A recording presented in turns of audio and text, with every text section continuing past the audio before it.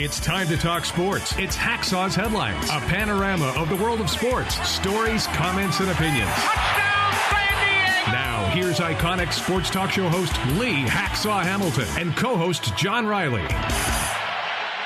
It's a Monday. Who wants to talk sports? We do. Good afternoon, everyone. This is Lee Hacksaw Hamilton, based in our studios in San Diego. My partner, John Riley. He's normally positioned out with his opinions from left field. We welcome you to our Monday bonus coverage. Great to have you with us.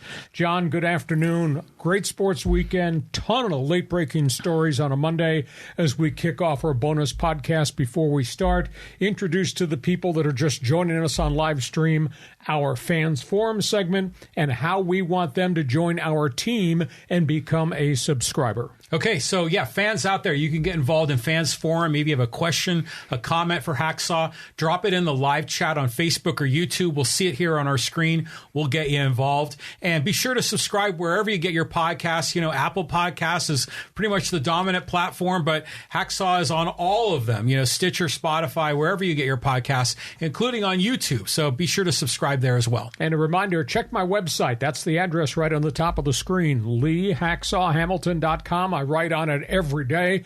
Ton of different information you don't get a lot of other places. And a reminder, because we have now crashed through the 1,900 barrier. Yeah. We're trying to get to 2,000 subscribers before we get to the 9th month of our podcast. Feel free to subscribe. Give us a thumbs up. If you can, give us a 5-star and rate us on Apple. John, I've never seen so many stories with different angles breaking in about a 24-hour span here in sports in San Diego. Yeah, an incredible amount of stuff. I mean, we were about ready to kick this show off about Padres, but now the sports arena is in the news in San Diego. This story's been on the back burner for a while. I think it's got great significance. That guy has bought 90% control of the construction of the new sports arena, the condo housing, the low economy housing, the development of an entertainment district, a business district, all part of Sports Arena Boulevard. They call it the Midway Sports District. That guy is Stan Kroenke. Stan Kroenke, the owner of the Rams. Stan Kroenke, entrepreneur.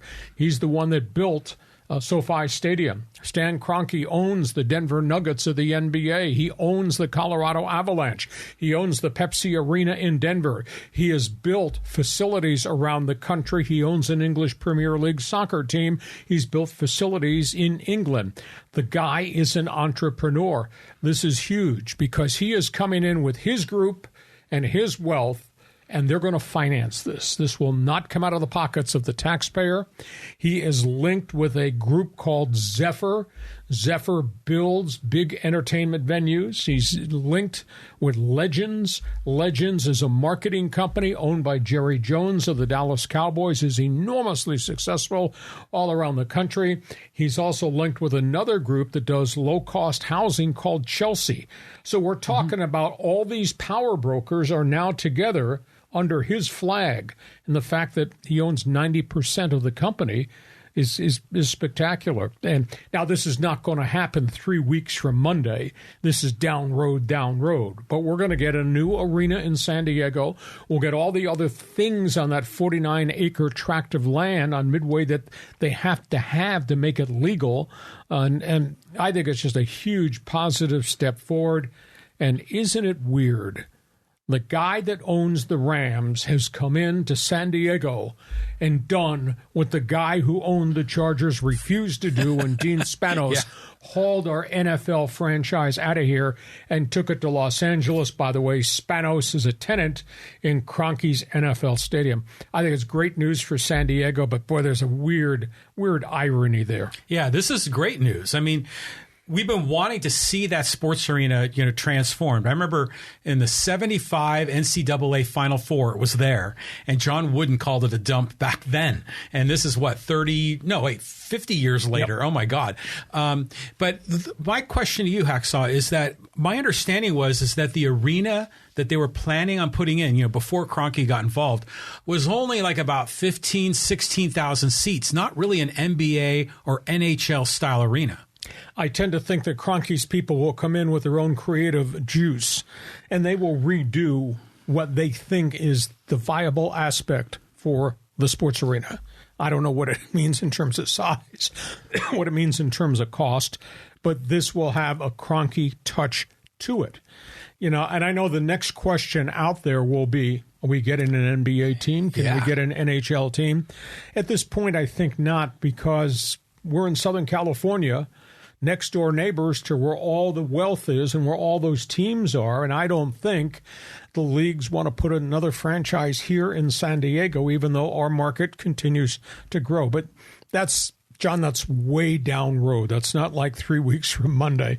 So I wouldn't worry about that. The most important facet is that man, with all of his experience and all of his Walmart wealth, that man is going to fund this thing for the city of San Diego. So does that mean we should all become Rams fans? Well, I think we always were rooting for like some big billionaire to roll in. That's who we thought was going to be able to save the Chargers. But, even getting that arena, even if you don't necessarily get an NBA or NHL franchise, that's still a huge asset for the community, for not only for sports, but for concerts and other forms of entertainment.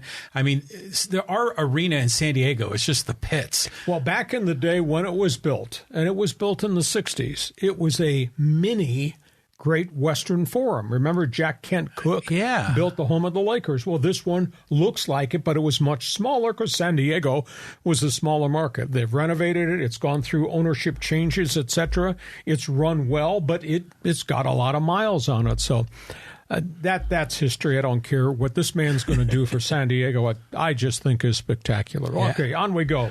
Next topic on the table. Are you sure you really want to talk about this? Just when I thought things were going well, that game on Sunday with the rain delay and everything else, that was a disaster.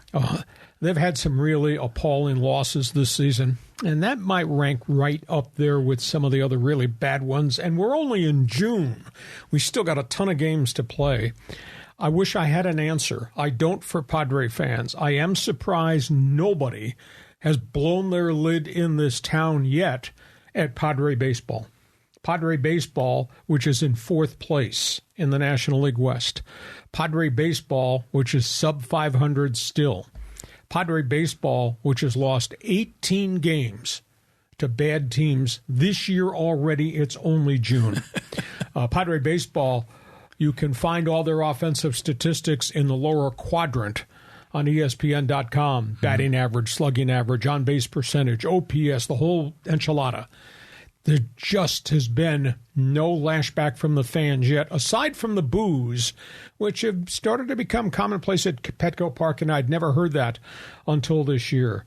But it's a team, it's starting rotation. They've pitched pretty well in the last couple of weeks, and they've wasted a bunch of good starting performances. Really concerned. We're in early June, and the bullpen looks badly fatigued, and I don't think there's anything left at El Paso to call up. It's just not what we expected. And they're 9 games out of first place in June. And to me, if you get 10 back before the 4th of July, I think you're in real trouble. And the most stunning thing is, who's in first place? Arizona.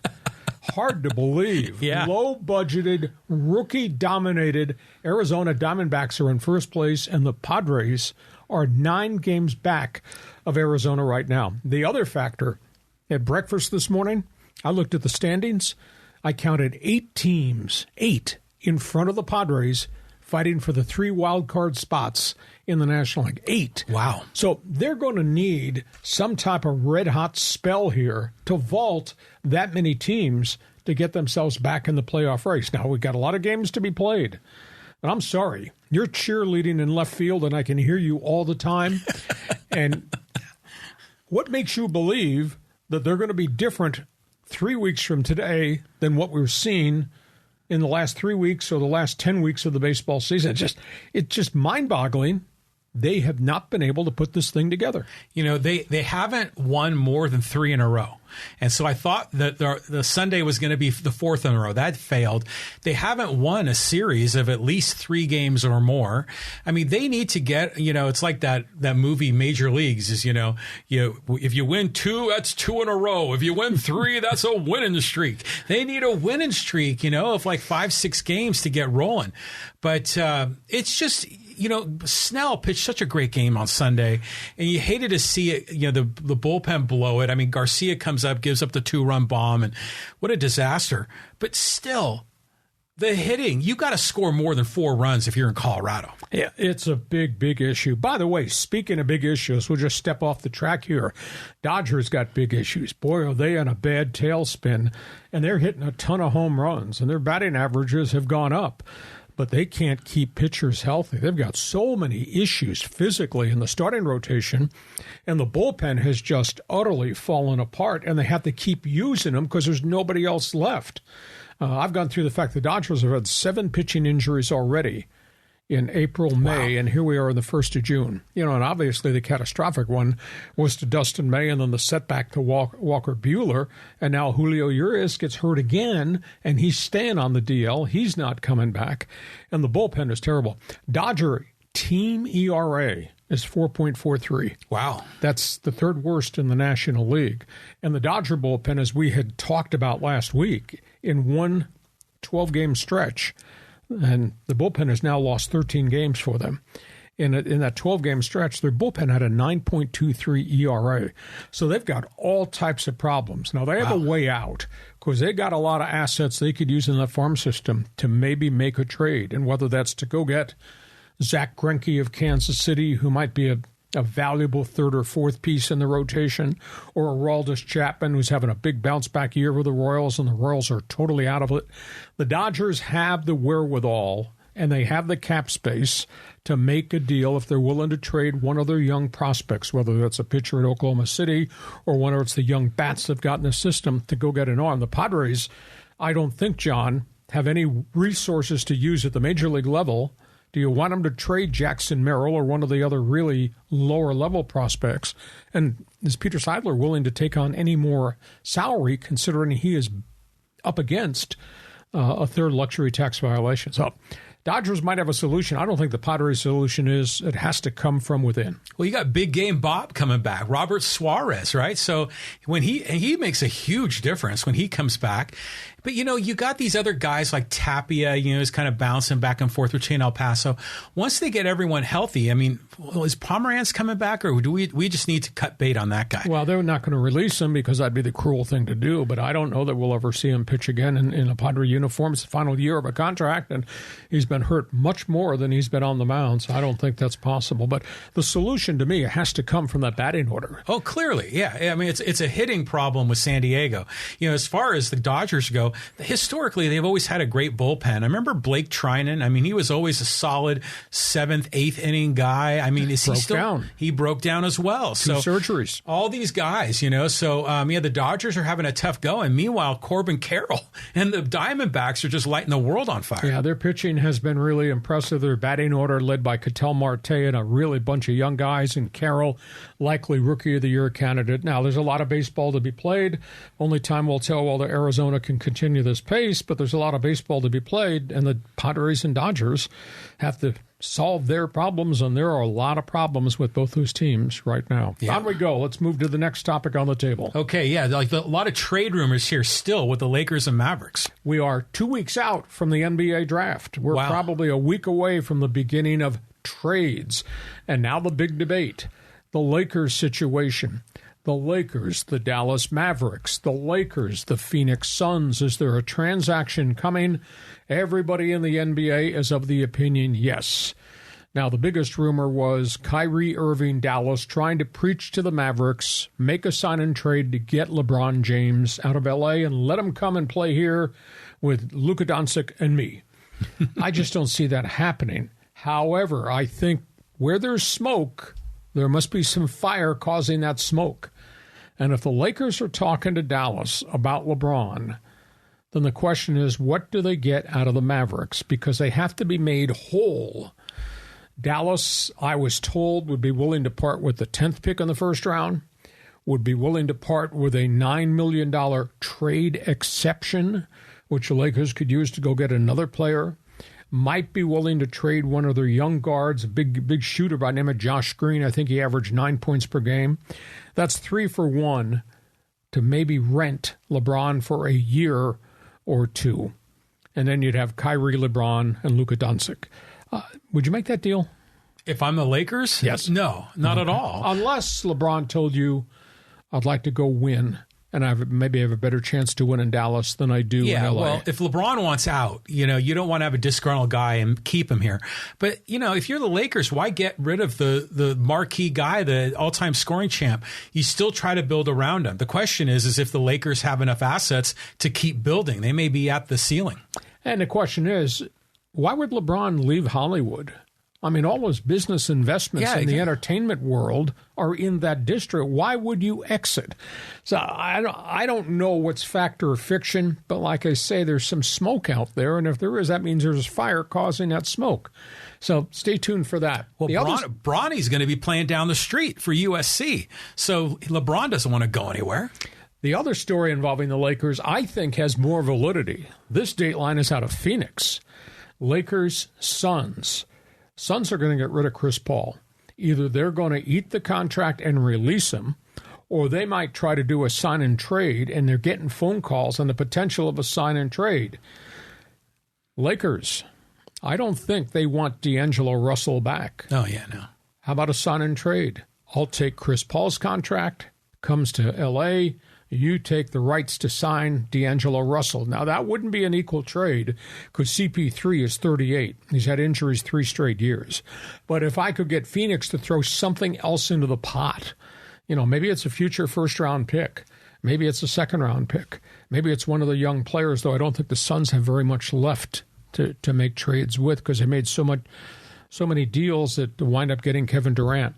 That makes sense if it could be CP3 and D'Angelo Russell's negotiating rights, because that gives you another vested veteran who can play, to complement what you've already got in Los Angeles, and it rid yourself of D'Angelo Russell, who I thought was terribly disappointing. If it could be that package, you like that? I like that a lot if I'm the Lakers, because especially since CP3 is a point guard, so he can distribute the ball to AD and LeBron and get the other guys involved. That leadership, I mean, that's, you were always talking about getting that veteran. And I remember you were talking maybe Draymond Green, but CP3 makes a lot of sense. And Draymond Green becomes a free agent in 2 weeks, and we have not seen any indication coming out of Golden State that they're closing on any type of contract extension with him. So keep that in mind. Now, the other story has to go with the new owner in Phoenix and what he's going to do and what the Phoenix Suns are going to do. And there's just a lot of rumors in a lot of different places. And let's just start about Phoenix. Rumblings are house cleaning. The rumblings are that they're going to get rid of CP3. And now the second rumbling is they are talking to Portland about a trade to send DeAndre Ayton to the Trailblazers.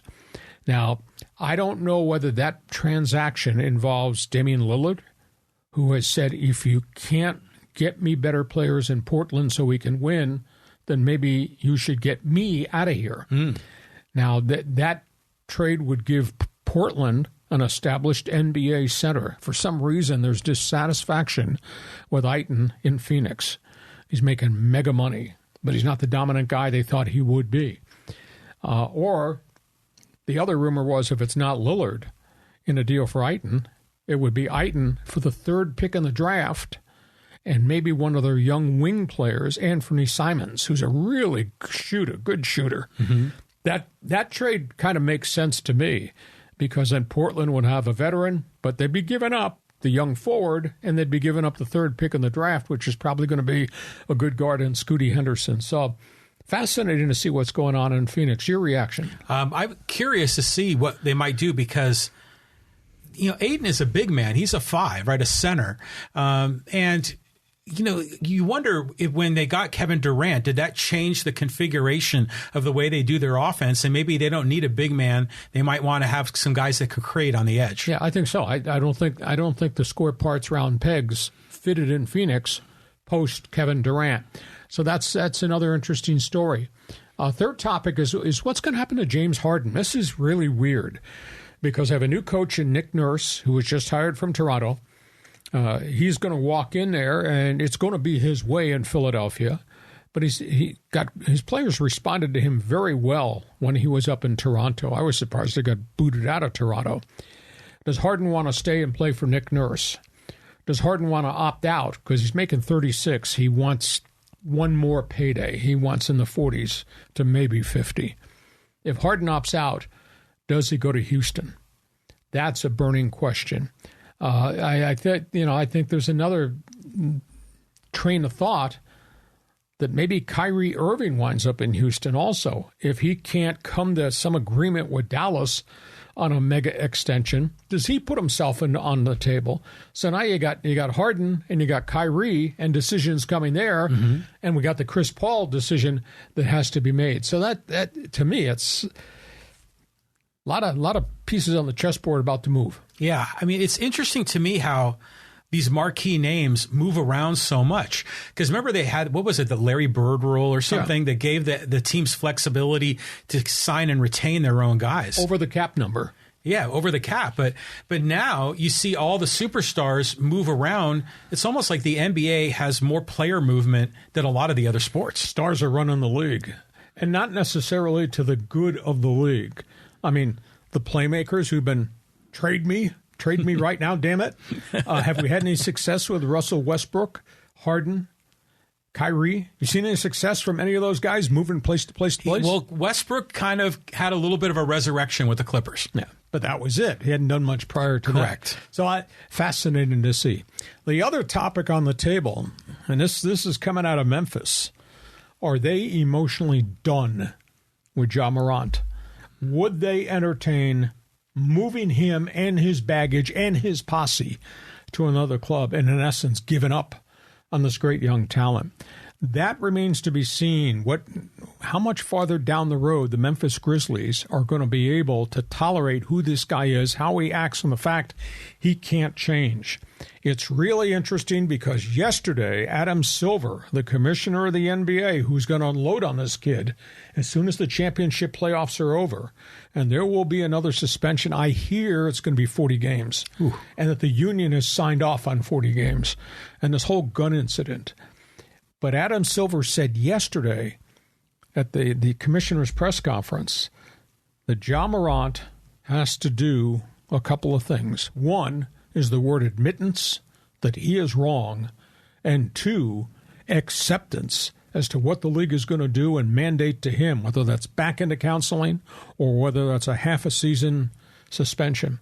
So the commissioner is about to drop the hammer with the union's approval, which is kind of intriguing to me, on Ja Morant. What a waste of great talent to just continue to put himself in these bad situations. Yeah, I mean, you'd think that if you were Memphis, you'd want to retain this unique talent, this marketable figure. But if he's a lost cause character-wise, you might have to cut bait. But still, you hate to sell low on that guy. I mean, he's such a talent. It would be a mega deal for that type of talent to go somewhere else. But if somebody else willing to think a change of address is going to change who he is off the court, because that's been the issue, is what he does in his private time. Now, there's a certain segment out there, including one of his agents, that said, dude's never been charged. How can you fire a guy who's never been charged? Fair point. And here we go. We're going to argue about the Second Amendment now, or are you going to go back to left field? Right to bear arms? Yeah. And then the NBA NBA is caught in this midstream battle with marketing. Good look for the league for one of your stars be walking around flashing weapons. Tough call. Well, that's another sidebar story to watch over the next 2 weeks. Yeah, it's going to be amazing to see how this all works out. But, you know, the Lakers have had success, you know, drawing superstars back to L.A. I wonder if there's a way that Ja Morant can find his way to SoCal. Not with a cap. Yeah. Lakers got monster cap problems, and do you really want that on your team? Yeah, fair point. That's not what the Lakers have been all about for decades upon decades. Okay, before we get to the National Football League, John, remind everybody about Fans Forum. We got slots open here waiting for you to join us on Fans Forum. Get ready to ask a question, make an opinion. Let us know what you think. John, explain Fans Forum for everybody on the live stream on our Bonus Monday coverage. Yeah, so, you can get involved in the Fans Forum. I see a bunch of guys in there already. Angel and Kalani and who else is in there? Scott. and take the 5th. So we'll get you all involved in the fans forum. We do that at the end of Hacksaw's headlines, but you can still drop your hot take, your question, your comment in the live chat on Facebook or YouTube. Be sure to subscribe wherever you get your podcasts. And by the way, if you like sports, you need to check my website, and that's the address right on the top on the internet, LeeHacksawHamilton.com. I write on it every day, stuff that you won't get anywhere else. I guarantee you, when you get up in the morning, if you check my website, you'll know every story there is in the world of sports. And a reminder also, we're trying to get to 2,000 subscribers before July 4th. I mean, we've crashed through the 1,900 barrier, and we've done this in 8 months.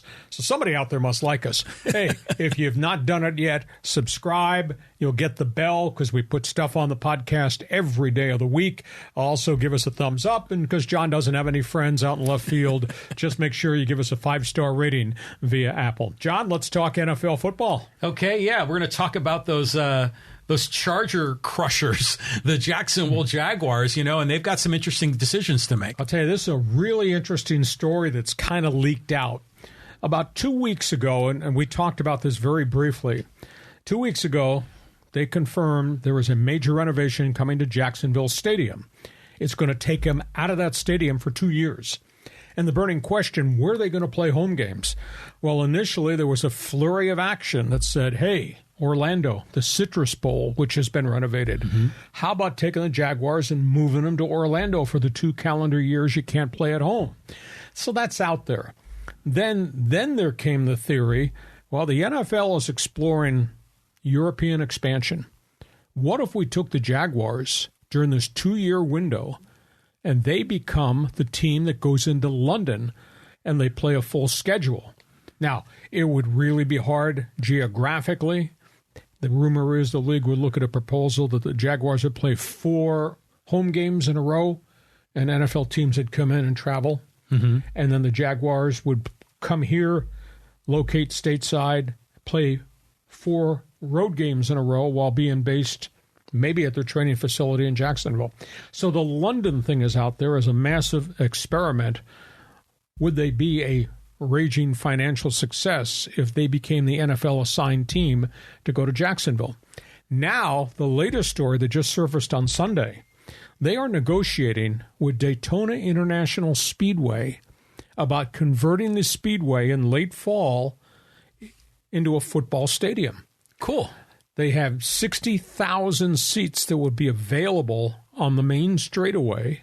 They could locate the football field just inside pit lane, and could even maybe put up Cool. temporary seats on the other side, maybe push it to 70,000 and play their home games at Daytona International Speedway. Now, it would cost them an enormous amount of money for the reconstruction and to get it NFL ready, but that just surfaced. So I don't know. You tell me. Citrus Bowl, which to me is just pack things in the bus and you go to Jacksonville for your home games, or London, England, which would be a novel experiment in the European marketplace, or with the good old boys at Daytona. What do you think? Yeah, these are interesting options. I mean, of course, I love the idea of them going to London, or Germany, or wherever. I mean, are they still in the AFC South if they're out in Europe? I don't know. But it's intriguing. The Daytona idea is interesting, but like you say, that's a ton of money. I mean, that owner is going to make financial decisions in his best interest. And I would imagine if the team went and played in London, there probably would be subsidies and other things that the league would kick in to incentivize them. So follow the money. Follow the money, we will. And they've got to solve it because at the end of the season, they are, quote, homeless. But obviously, there will be places to go. All right, let's talk about college football, John, because we got developments there that are breaking too. Yeah, I mean, we've talked a lot about the NIL and the portal and all this disruption in college football, college basketball. That guy is Charlie Baker. He's the new executive director. He's the president of the NCAA. He replaced the retiring Mark Emmert, who left behind a mess. The NIL is totally out of control. The transfer portal is beyond control. It's really damaged a lot of football programs. Charlie Baker has started to talk to influential congressmen about bringing a proposal to Congress that they could review and maybe enact legislation. He wants structure in the NIL. He wants certification of the programs that each of these universities have created to fund the NIL. He wants a cap on the NIL. He no longer wants this to be the Wild West. He wants agents who are involved with athletes with the NIL to have to be registered. He wants transparency. He wants discipline. He says what we're doing right now does not work, and it's been destructive, and I want to change. But he's got to get congressional involvement to come up with a blueprint that would control it. It makes a lot of sense to me because what we have right now, I think, is the Wild West, and I think it's terrible for sports. And for every Georgia or Alabama that has mega money, there's a Mid-American Conference team, there's a Mountain West Conference team, the smaller Division I programs, the have-nots in the Pac-12, they're all suffering because they can't keep up with what the NIL has been allowed to do. So that's a big picture. It's not going to happen in 15 minutes, but he's taken it where Mark Emmert never took it. He's taken it to Congress and said, this is what I think has to change. And I'll guarantee you, if we walk down the street and we went up on the hill at San Diego State or USD and we talked to their coaches and administrators, they'd probably say the same thing.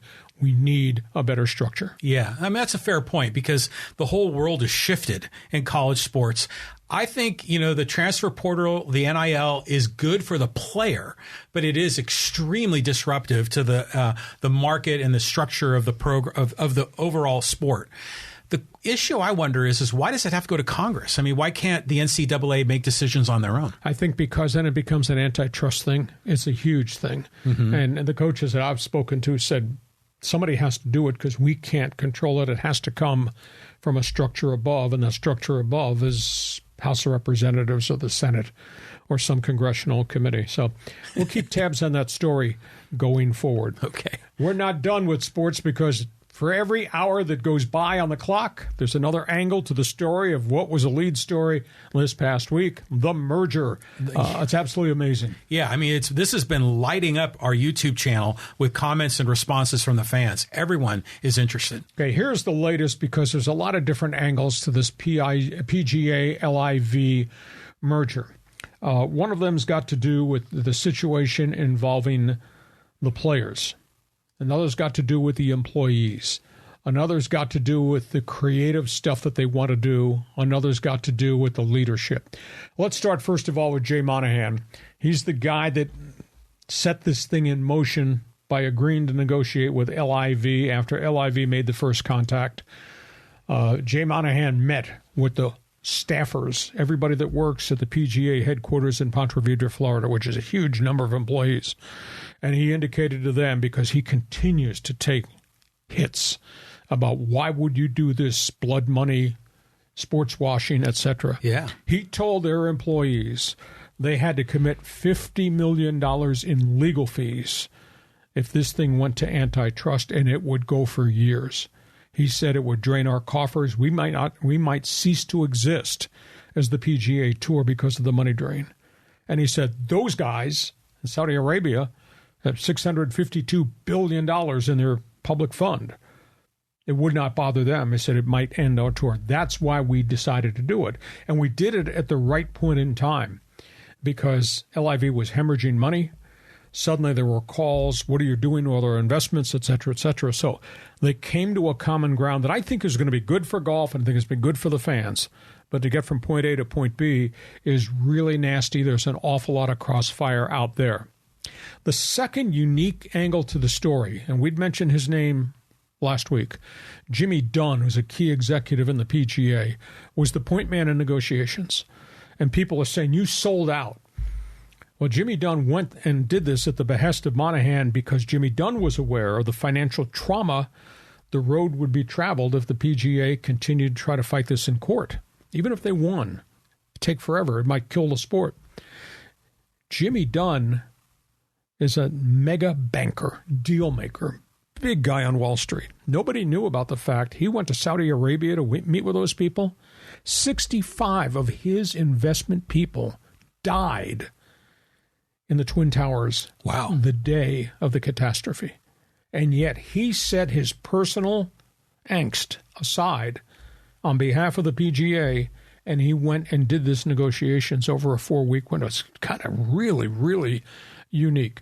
We had talked extensively last week about player loyalty.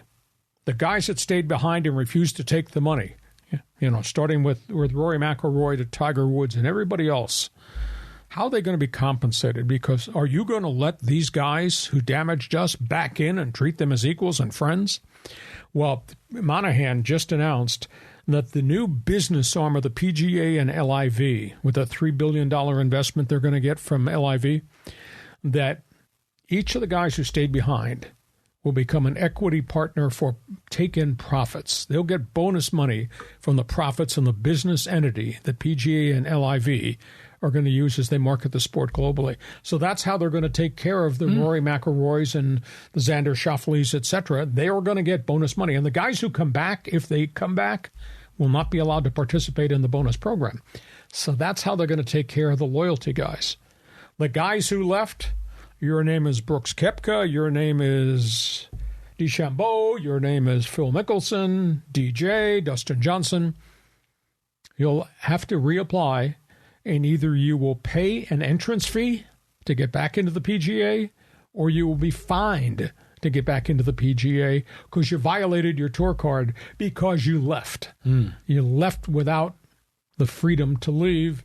And by the way, you tampered with our players after you left because you came back and you tried to get other guys to jump and go.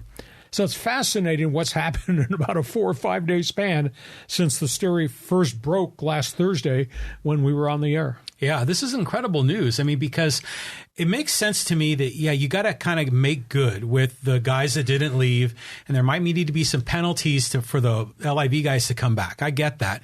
But you know what? Once we get over this and the league starts rolling again, the players, all of them, from the LIV, PGA, all of them are going to be better off. There's going to be more prize money, bigger tournaments, more money going around.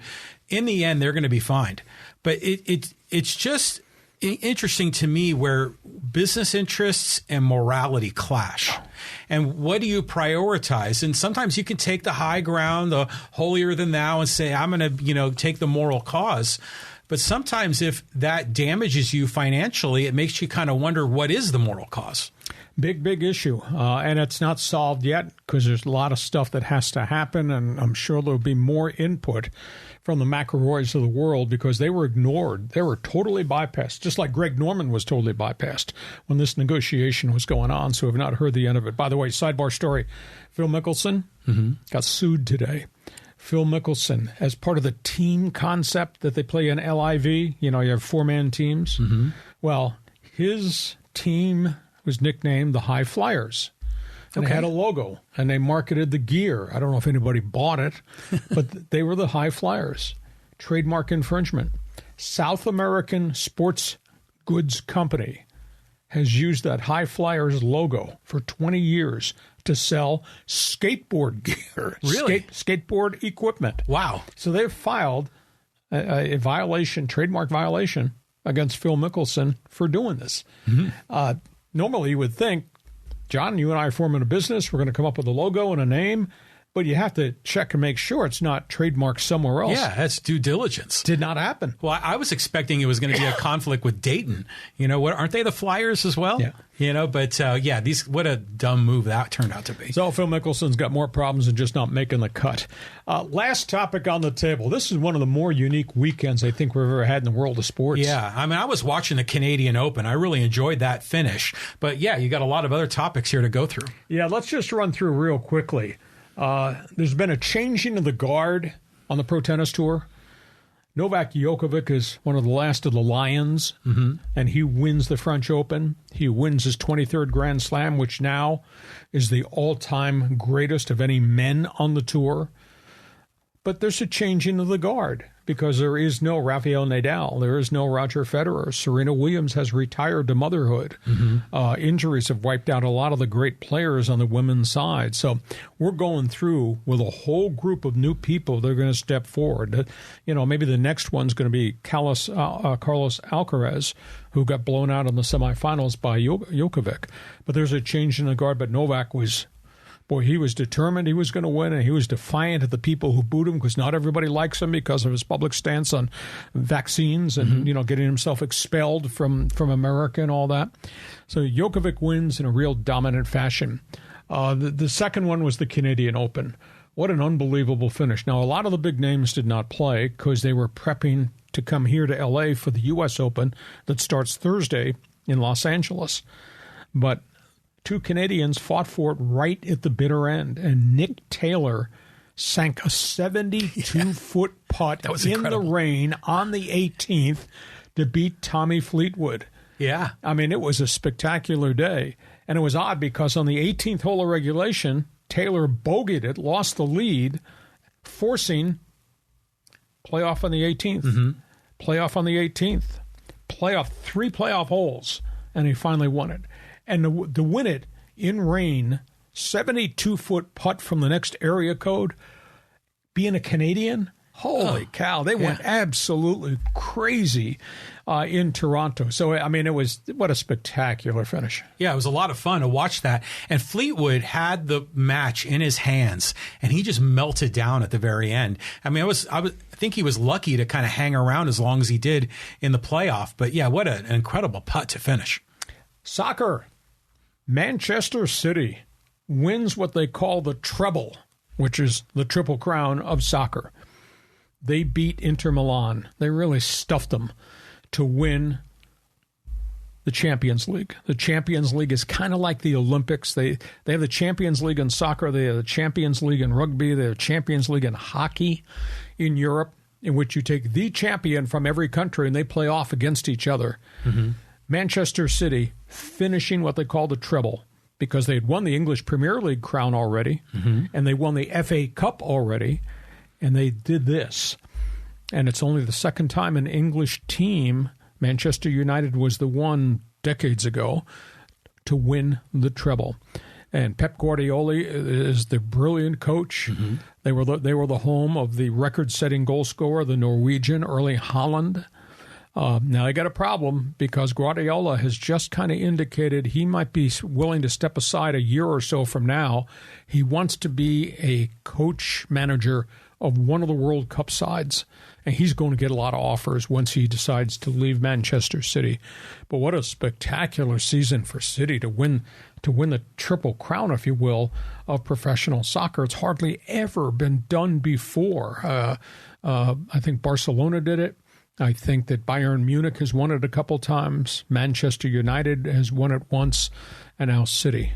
So we're headed to the big thing, which is free agency in soccer. There are going to be so many guys that might potentially move within the next month because the free agent window that they call the transfer portal is going to open in soccer. But how about Manchester City? What a side! What a great team they become. Yeah, that's a huge moment for that team, for that organization. They flirted with it last year, if I recall. But wow, to close that out, that's fabulous. You know, I saw this show was like on ESPN or HBO, and it was a documentary about Man City, and it took place, I think, like in 2019 or so. Great program, and that Coach Pep is something. He's special. He really is. Last topic on the table. This is really sad. This is bad. This is probably the end of his career. Javier Hernandez, a.k.a. Chicharito from Mexico, severely torn ligament in his knee, playing for the LA Galaxy. Didn't get hit, didn't collide with anybody, just planted and his knee buckled. And he's completely torn the ligament. Massive reconstructive surgery coming. He's age 35. Don't know if he'll ever play again. And that's sad because he was supposed to be the next great superstar to come out of Mexico to play for El Tri. Didn't work out. And then he went to the Galaxy and he had a good year and a half. He's just not been the same explosive goal scorer you would have thought, but just kind of a real bad ending to good career. Did not evolve into a great career. It's too bad. And he's age 35. Yeah, I mean, it just goes to show you the funniest things, the weirdest things can happen. My daughter blew out her ACL on a basketball court, just made a cut, and that's all it took. And, so it's tragic. Yeah. So we got a lot. Tell you what, looking forward to soccer. We're going to talk more soccer because the transfer window is about to open, and there are a collection of big names, notably from the English Premier League, that might be moving teams. So if you're a soccer fan, you stay with us. There'd be an awful lot to report. Okay, let's talk Fans Forum. Who's got opinions? We got answers. I know we do. Yeah, we do. I mean, there's a ton in here. So let's go with. Let's go here with Angel Barragon. He says, I see a return of pro basketball to San Diego, only more likely it'll end up being a G League team. Well, that's a really interesting take, Angel, because I've always thought about that. I mean, the NBA G League and all the teams now this coming year will have a true G League team. Why would San Diego, even if it's at the Pechanga Arena, why would they not have an NBA team? We've had semi-pro teams that kind of filtered in here and were a fiasco and didn't last very long. But, Portland Trailblazers, you have your NBA G League team. Put it in San Diego. I think you draw. You get prospects. It's not going to be ridiculous prices. So, yeah, why it hasn't happened already is a little bit surprising to me. But if there is a new arena and there is no NBA team available, and I don't think there would be, why not a G League team? Because that's decent quality basketball. Well, yeah. I mean, and Santa Cruz has a G League team. Yeah. Ontario, California has a G League team. I mean, why not San Diego? Okay, I agree with you. Next question. Okay. And this is from Kalani Revier. He says, all this promise and the Padres are failing so badly. Underachievers. I'm surprised nobody's blown their lid yet. Now, maybe, I don't know, maybe the media in this town doesn't have the brass to stand up and criticize what the hell's on the field and what's going on in the dugout and what the roster looks like in the clubhouse. Somebody needs to take this stance aside from me. I mean, I'd be barking about the disappointment instead of kumbaya, everything's beautiful. Well, it's not. But I grant you, there's still plenty of time for this thing to come together, but it hasn't come together at this point in time with veteran established guys. It's not like we got some guy, John, from AAA, we're hoping is going to be a 300 hitter. We got all these proven commodities that have done this in the past, and collectively, they're not doing it now. I don't know. Do you think the media has lost its brass to stand up and be critical of either not so much Seidler, because he's bankrolled this, but Preller or Melvin or the players? Well, I mean, you've been critical of the team, but you haven't been over the top slamming them on the head. I mean, we've seen a little bit of that from some of the other guys in sports talk here in San Diego. But in the end, it's not going to make a difference to what actually happens between the lines. And Melvin has got to get, we talk about Suarez. He comes back. That bullpen gets replenished. And then I just got to hope the players, the hitting regresses to the mean. And if they do that, then they're going to be in good shape. But, geez, we've been waiting for so long. Yeah, I mean, we're sitting here now. It's June. So, like I say, the magic number is 10. If you get more than 10 games behind in the pennant race, it's hard to make that up, and it's hard to leapfrog a whole bunch of the guys that are in front of you. And as I said at the start of this bonus podcast, there's 8 teams in front of them fighting for 3 wild card spots. That's a lot of teams you have to beat. And it's not like these other guys are all going to go on 12-game losing streaks. But I think they're only about 3.5 games out of the last wild card spot. So the gap to make up is not much. But when you have to leapfrog, it gets hard. On we go. Next question. On we go. So this is from Manny N. He says, so are the rumors of the Pac-12 media deal being complete by this month a good thing for the survival of the conference? Oh, yeah, I think so. I was told that they are negotiating within this last week what they call the grant of deed, which is part of the TV media contracts. And the grant of deed is you're at Oregon State or you're at Oregon or any of the other members, you will agree to whatever the terms are of the new media deal. And you will not hit any escape button to leave. And once they get that grant of deed from all these schools that will be left behind, then they'll go forward, they'll sign whatever the deal is, and I don't know if the deal is going to mean $37 million per school per year or $41 million, but they're hopeful that they're going to be able to get to that mystical number. And I think once they get to that mystical number, then I think there'll be some expansion bids turned out. I don't know where the Big 12 is. They're out there in the hinterlands talking to a lot of people, whether it was San Diego State. I was told that the Big 12 was on the campus at the University of Memphis last week, and suddenly they're looking, in different places for a member. And that makes sense because Memphis and Cincinnati and Houston, there's a southern quadrant to the Big 12. That kind of makes sense. So it may well be they're not looking at the West Coast very much now because they're looking at somebody else. But, once the grant of deed takes place, then I think this contract, and I do think it'll come in the next 2 weeks, and then we'll see where it goes from that point forward. Isn't it amazing the difference in money between the Power Fives and everyone else? Because $40 million a year that these universities are getting. I mean, what do the Aztecs get now from the Mountain West? Three. Yeah, I mean, it's ridiculous, the difference. So one way or the other, we're hopeful, obviously, the Aztecs are going to get an invitation, but I think a lot of us are still skeptical about the long-term future of the Pac-12. Is it going to dissolve? Is it a stable conference? No, the president of the University of Arizona said last Friday that he believes every member is committed to stay. So that means those 10 that will be left after the Bruins and Trojans vacate will sign the grant of deed, and that'll be the foundation of the conference. Okay. And then you go from there. Whether they go from 10 to 11 or 10 to 12, I don't know. But they got to get the media deal done, and the grant of deed is part of the media deal to get John Riley to commit to stay in the Pac-12. I do have one request. I like to see all of these conferences drop the number on the end of their name, because the Big 10, the Big 12, the Pac-12, that none of them match up to that number. So hopefully that'll change too. On we go. More questions here on our Monday bonus podcast. From Emmanuel Nahara, he says, are the Diamondbacks overachieving or is the rest of the NFL West underachieving? Well, Dodgers have been wrecked by injuries to their staff. We laughed about when they went to the Grapefruit Circuit and the Cactus League, the number of arms they had. Virtually all their kids have been hurt. Those kid pitchers that we were talking about back in March and April have all been dinged up. And then obviously what happened with Dustin May and the setback with Buehler, and then what happened to Urias. So, I mean, the injuries have really sidetracked the Dodgers. In all honesty, the Padres have just grossly underachieved, but there's still plenty of time for those guys to hit back to the norm and be who they were. I don't understand the Giants. I mean, that's a patchwork quilt roster. Are you kidding me? And the Dodgers are struggling, and the Giants are in freaking third place, and the Padres are fourth. And Colorado's been destroyed by injuries. I felt bad.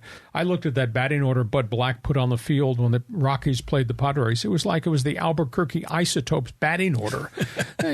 He just lost Charlie Blackmon for 6 weeks, fractured hand. He lost Chris Bryant, who's had a third different injury this season. That guy. His all-star young infield, Brendan Rodgers, got hurt very early, has never returned.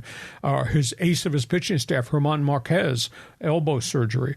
It just goes on and on and on up at Coors Field. So the Rockies have just been decimated. Well, then that other guy, C.J. Cron, that big first baseman, where's he? He must be hurt too. Yeah, he's got a back issue. He's on the IL. So, I mean, look at all those guys that are on the injured list. Look at who he's putting out on the field. How are you supposed to compete with that? And yet, that's what was so galling about the Sunday loss to the Padres. They lost to an Albuquerque AAA roster. Yeah, with a team with a $253 million payroll. You feel bad for Bud Black because he's a good guy, and he's just, kind of carrying around, a kind of a damaged bag of goods. On we go. More questions. Bonus Monday podcast here. Okay, let's get some of our social media commenters in the mix here. And, no, not that one. Let's go here. And this is from Brandon Battle from our Instagram channel talking about Messi. He says he's another old player at the end of his career looking for one last hurrah. Well, that's been historically, that's a really good point, Brandon. It's been historically one of the problems with MLS, bringing these guys here, whether it was Zoltan, whether it was David Beckham. Guys were coming for a payday so they could party in the States. Messi can still play, as witnessed by what he did last summer in the World Cup. Granted, I think he's 36 years of age, but I still think he's still got goals left in that boot. And I think the fact that this is a marketing marvel, and the fact that this is a consortium way to pay him the finances that he wanted. I mean, if it was just about money, he would have gone to Saudi Arabia for $386 million. Or if it was just about money, maybe he would have gone back to FC Barcelona, although they have salary cap problems.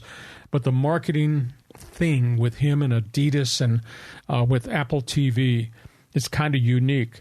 Now, I'm just curious, John, because I like soccer. I'm one of the freaks that gets up at 4:30 in the morning on Saturday so I can watch the English Premier League on my TV because I love that league.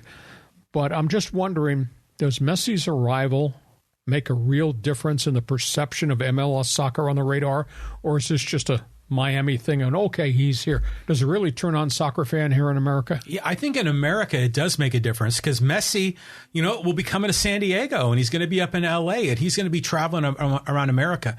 Does it make MLS a more prestigious league? No. I mean, it's still going to be sort of a minor league relative to the leagues in Europe. But this is nothing but good in trying to bring American soccer to higher and higher levels. And at some point, American soccer is going to be right there with the best in the world. All right. There's the answer to that soccer question. Thank you for the corner kick from left field. Go ahead. Here's one from Fat Albert talking about the Dodgers bullpen collapse. He says, looks like Urias is still going to be out and Syndergaard is done. Well, I feel really bad for Noah Syndergaard because he's done everything humanly possible to get back on the mound. And he does not have his velocity, and he's got mechanical flaws that he just has not been able to overcome. He's making $13 million on a one-year deal. It kind of looks like a bad investment, but if they're sending him to Camelback Ranch, extended spring training, and they're going to try to tear down his mechanics and fix his stride, change his release point, with the idea they can get the velocity back and the control. But his ERA was, when the night they put him on the disabled list last week, his ERA was 7.10. And as hard as he tried, he just has not been able to find any consistency at all. So, and you can't do it during the regular season. You can't make changes in what you're doing between starts when it's supposed to have bullpen days. You can't go in there and change your stride, change your release point, change where your body is situated when you go into your windup.